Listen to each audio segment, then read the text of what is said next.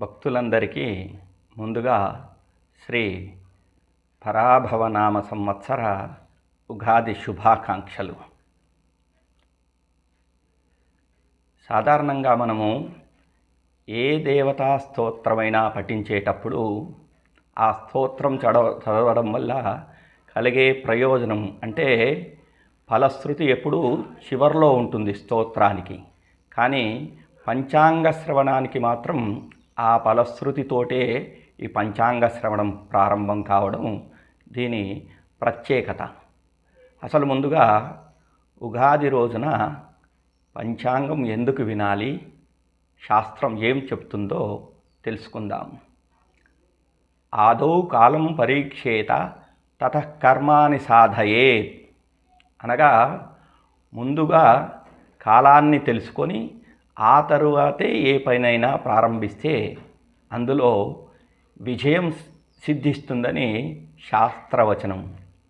అట్టి కాలాన్ని లెక్కించి తెలుసుకోవడానికి మన మహర్షులు మనకు అందించిన అద్భుతమైన విధానమే ఈ పంచాంగము. మనకు ప్రతి 5 సంవత్సరములకు ఒకసారి ప్రభుత్వాలు ఏ విధంగా మారి కొత్త మంత్రివర్గం ఏ విధంగా ఏర్పడుతుందో అలాగే అంతరిక్షంలో కూడా ప్రతి సంవత్సరము రాజు, మంత్రి, సేనాధిపతి, సస్యాధిపతి, నీరసాధిపతి అను నవనాయకులతో అనగా మంత్రివర్గం అన్నట్లుగా మనకు మంత్రివర్గం ఎలాగో అట్లాగే మంత్రివర్గము నవనాయకులు మరియు వారికి మనకు ఉపమంత్రులు ఎలాగుంటారో వారికి ఉపనాయకులు, ఈ విధంగా నవనాయకులు ఉపనాయకులు మారుతూ ఉంటారు మనకు ప్రతి సంవత్సరము. వారి స్థానాలను బట్టి జరగబోయే పరిణామాలను మనము లెక్కించి ముందుగా చెప్పేదే ఈ అద్భుతమైన శాస్త్రము, ఈ జ్యోతిష్య శాస్త్రము. ఆకాశంలో తిరిగే గ్రహాల గతులు, భూమిపై జీవించే సకల జీవరాశులపై ఎటువంటి ప్రభావం చూపుతాయో మన మహర్షులు ఈ జ్యోతిష్యం ద్వారా మనకు ముందుగానే తెలిపారు.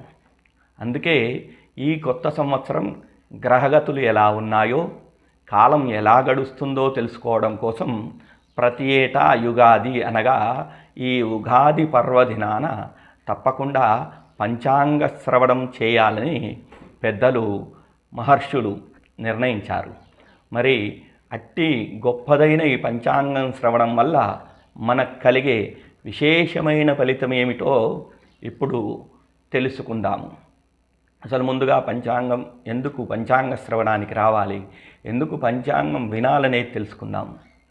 శ్రీకళ్యాణం గుణవహం రిపుహరం దుస్వప్నదోషావహం గంగాస్నాన విశేష పుణ్యఫలదం ఆయుర్వృద్ధిదముత్తమం శుభకరం సంతాన సంపత్ప్రదం నానాకర్మ సుసాధనం సముచితం పంచాంగమాకర్ణ్యతాం.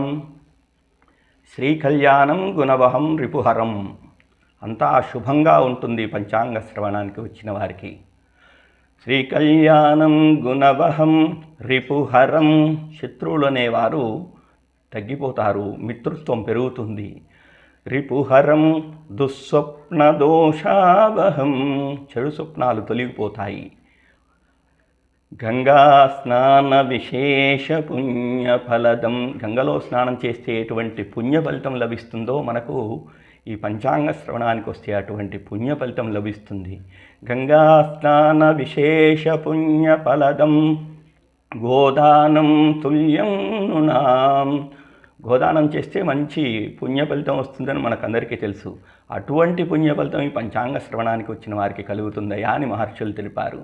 గంగా స్నాన విశేష పుణ్యఫలదం గోదానం తుల్యం నృణాం ఆయుర్వృద్ధిదముత్తమం శుభకరం సంతాన సంపత్ప్రదం ఆయుష్ వృద్ధి చెందుతుంది, సంతానం వృద్ధిలోకి వస్తుంది.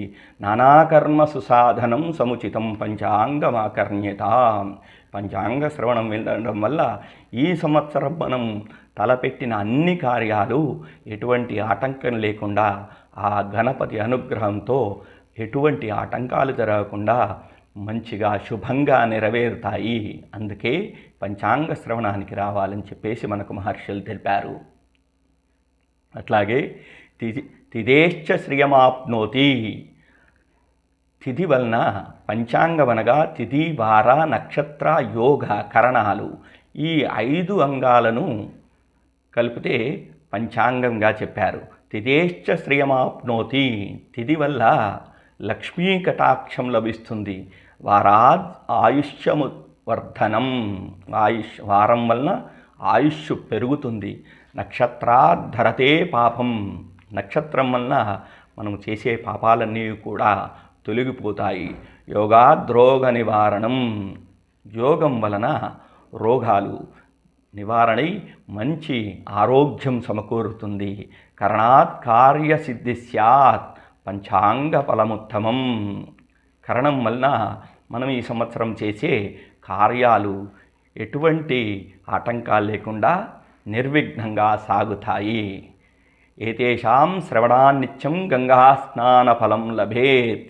ఇవి నిత్యం చదవడం వలన గంగాలో స్నానం చేస్తే ఎటువంటి శుభ ఫలితం లభిస్తుందో ఈ పంచాంగ శ్రవణం, ఈ 5 అంగాలు వినడం వలన మనకు 5 రకాల విశేష ఫలితాలు కలుగుతాయి.